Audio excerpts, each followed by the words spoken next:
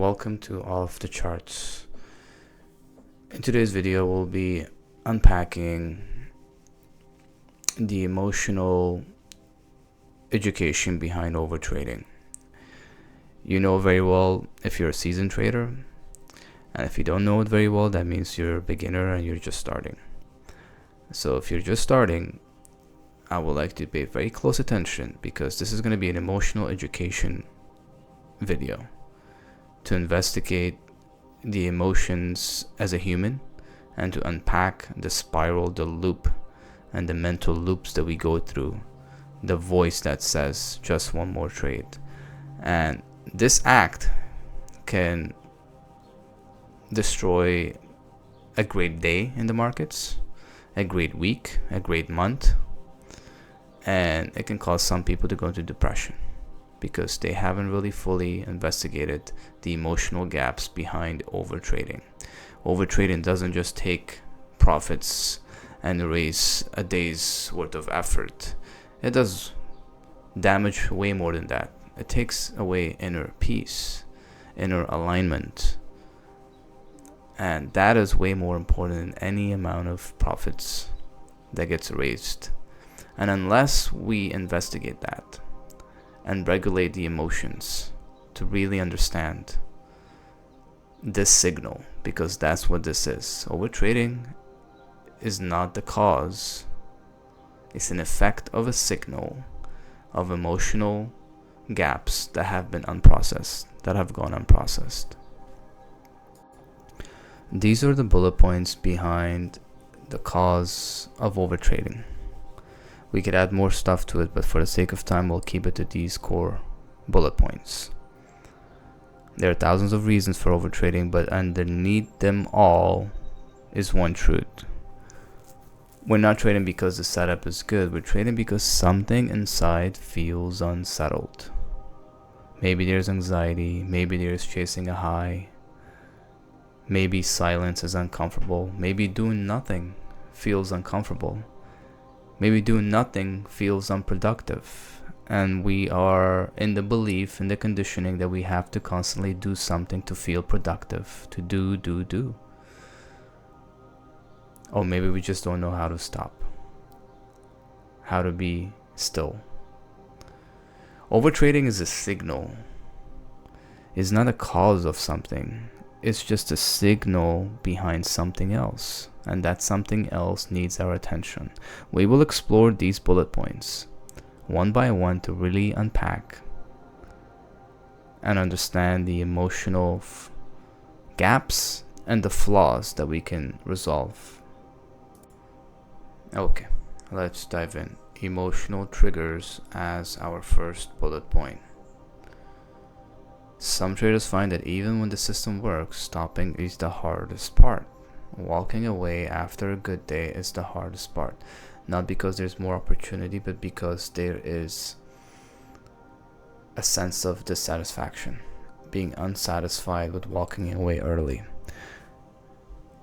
Flatness can feel like a failure. Not doing anything, clicking long or short, can feel unproductive, especially to a nervous system that's wired for intensity. Needing to do something, needing to always be in motion. Most of the time the setup works, the strategy works, but we have to ask ourselves, is the person behind the screen clicking working in tandem with the strategy? Because the strategy only has a certain window of opportunity when it works. Once the window of opportunity is gone, it will not work. And that window of opportunity is different for everyone based on your style of trading. It's dictated by how you trade and what markets you trade, which financial markets you participate in. But there's always a window.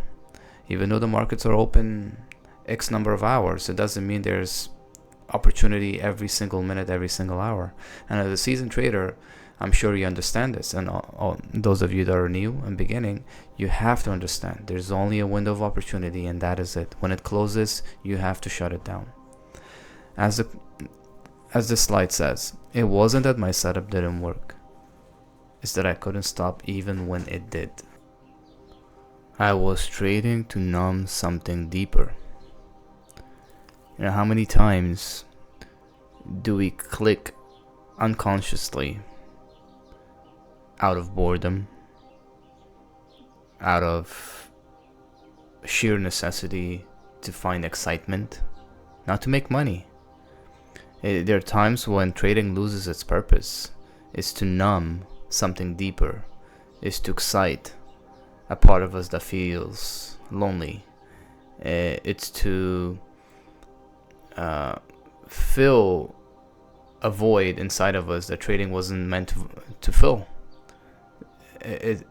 Trading is meant to make you money and to give you options with that money.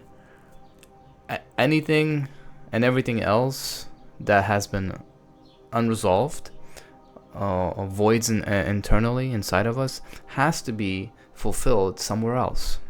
And that's why we need outlets. And what we're exploring here is not tactics and strategies, but we are exploring emotion, which can in itself be an edge, a very important one. The urge to feel in control. When life felt chaotic, trading was my outlet, but control from fear doesn't create profit, it creates obsession. Take a moment to reflect on that. And I'm using I and my intentionally so that it creates a space for reflection for yourself, for the viewer who's listening, and to create the context for reflection and monologue. Trading offers a sense of control, especially on days when nothing else does. Decisions, executions, outcomes, there's a lot involved. But in an environment which is so chaotic, it creates the illusion of order in a chaotic environment. But the paradox is that the more we need to feel in control, the more we tend to lose it. We can overcompensate, we can lose our inner alignment. In an environment that is so chaotic, that is so random, the only thing we can control is ourselves, our strategy, and our risk parameters as risk managers. That's the only thing we can control. But primarily ourselves. If we can't control ourselves, we cannot control our strategy and our risk management.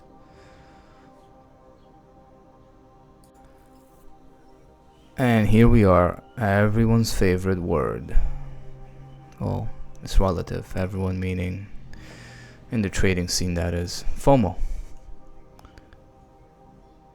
FOMO wasn't about the chart, it wasn't about not trusting that I'd get another chance.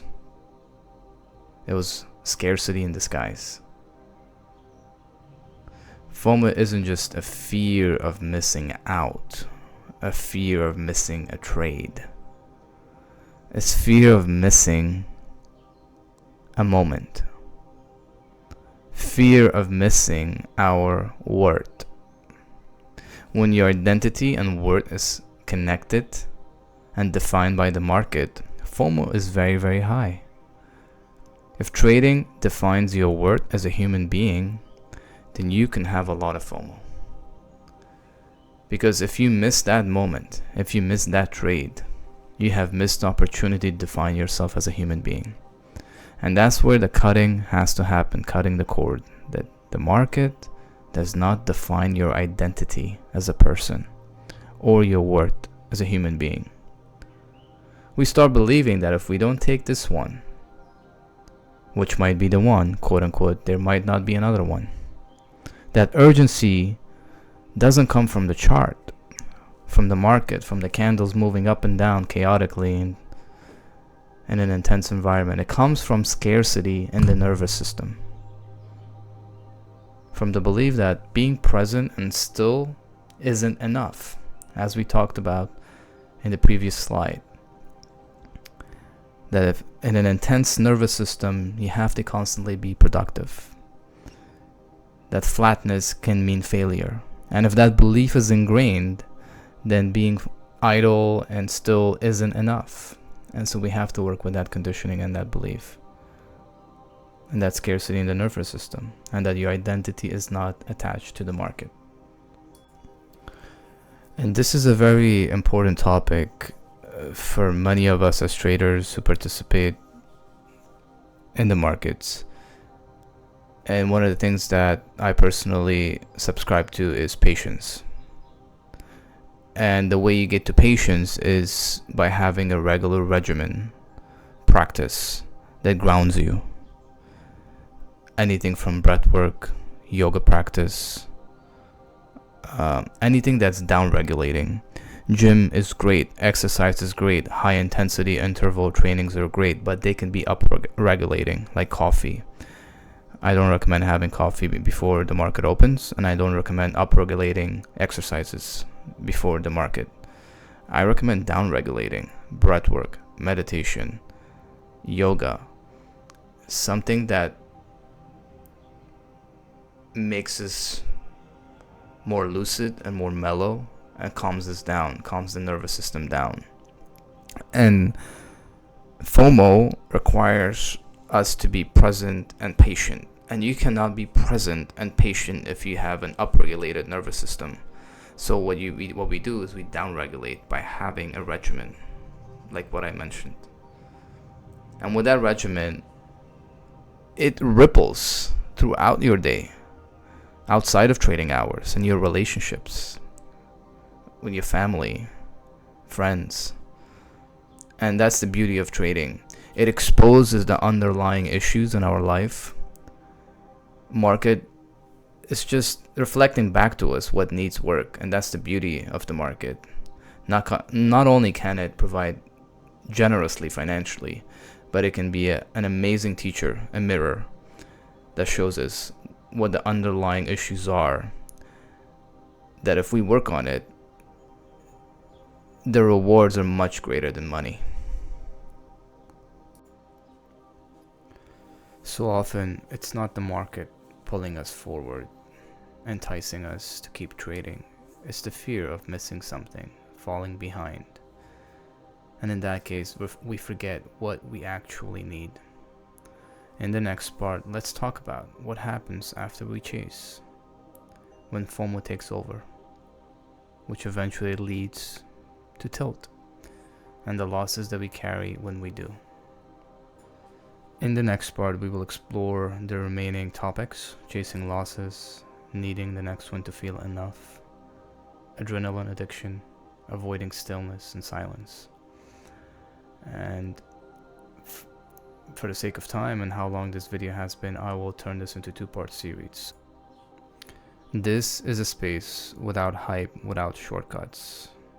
There's no pretending, a lot of presence, a lot of practice. And that's what we need in order to have depth in our trading, to go deep. If something in you resonated during this video, something I mentioned, some topic we covered, pause, reflect on it, let it move through you so that you can apply it in your next trading day. Thank you for your time and attention, and for taking time to be honest with yourself, to take time to be vulnerable enough to reflect on all of this, because it takes a lot of courage. Until next time, stay off the chart and stay in the work. Bye.